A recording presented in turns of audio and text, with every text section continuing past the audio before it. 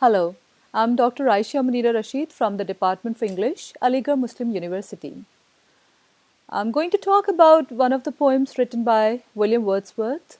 It was a part of his collection, the lyrical ballads, to which he contributed, and his friend Coleridge also did. The title of the poem is popularly known as Tintern Abbey, but the entire title is Lines Composed a Few Miles Above Tintern Abbey on Revisiting the Banks of the Wye during a tour, July 13, 1798. First, I would like to talk about the form of the poem. This poem, Tintern Abbey, is a monologue in which the poet addresses himself, the spirit of nature, and sometimes his sister. Presence of nature is felt throughout the poem, and he is addressing nature directly, talking to nature and telling what association, what relationship he has with nature. And he talks to his sister also, who is like his friend, and he sees that she is also inspired by nature. She loves nature, and he finds that there is some affinity he has with his sister. This poem is composed in blank verse. This is a poem written in pentameters without rhymes. Somewhere, at some points, occasionally in this poem, the poet departs from pentameters because he has some lines which are not in 10 syllables. They are missing a few syllables, but they lend a beauty and charm to the poem. The imagery of the poem is primarily taken from nature. There are a few exceptions. One or two examples are taken from, for example, anchor. It is nautical, and mansion, which is architectural. This poem traces various aspects and stages of Wordsworth's relationship with nature. Since Wordsworth had a deep association with nature, so when he talks about it, throughout his life he had a very close tie with nature, and his association relationship with nature evolved from stage to stage throughout his life. This is a short poem. In this poem, he talks about his development, the development of his relationship with nature. This poem is marked with nostalgia as Wordsworth draws on his childhood memory in order to talk about his relationship with nature. He talks about his deep and passionate involvement with nature in this poem.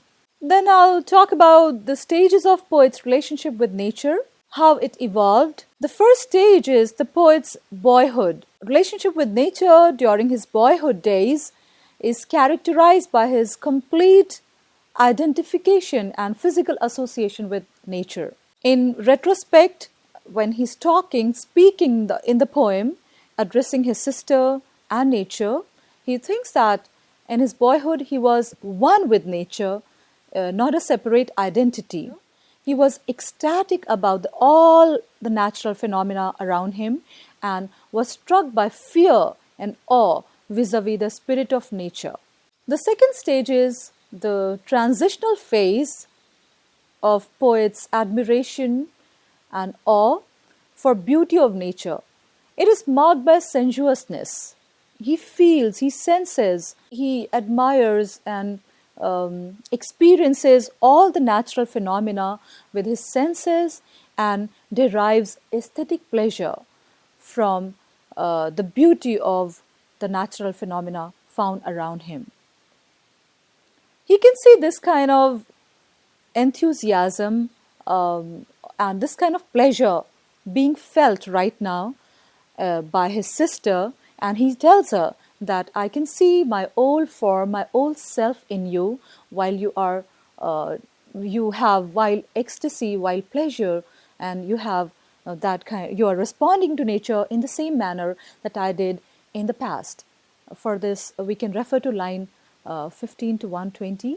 The third stage, which is the maturest stage of the poet's relationship with nature, is a transcendental and metaphysical stage where the poet can emotionally,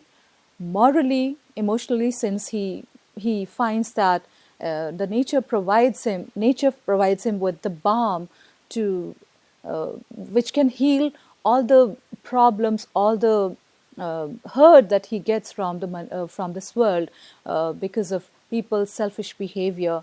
And he draws moral lessons also. Morally also, he's inspired by nature. He's guided by nature when he thinks that nature tells him, guides him to the right path, and tells him how to behave with people in the best possible manner, despite all the hardships and the meanness that he comes across in day-to-day life in his urban setup. He also is associated with literature, with nature here, philosophically and spiritually. He connects with nature in an inseparable way. And especially in its absence also, he can hear, he can see, he can feel nature in all its beauty and hues, giving him guidance and telling him the real meaning of life. Now, at this stage, when he has become very mature in his relationship with nature, it is no more just a physical tie that he enjoys between himself and nature, but rather it is a philosophical guidance. It is something philosophical and metaphysical that he's getting from nature. He thinks that he can hear, when he thinks about nature, nostalgically sitting in his urban house, he can hear the still sad music of humanity thinking about nature. From here we are naturally led to Wordsworth's philosophy of pantheism. How nature becomes important in his life. He almost deifies nature.